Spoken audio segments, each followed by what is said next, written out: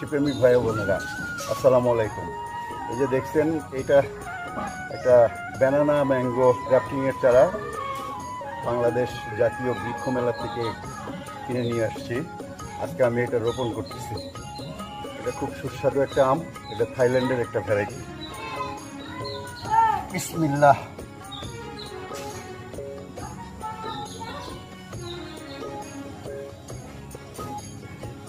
চারা গাছ রোপণ করার সময় সবসময় খেয়াল রাখবেন গাছটা যেন সোজা হয়, আর যে গর্তটা করবেন গর্তটা যদি বেশি ডিপ হয়ে যায় নিচে একটু মাটি দিয়ে নেবেন। এই সমান পর্যন্ত আপনারা মাটির ভেতরে দিয়ে লাগাই দিবেন।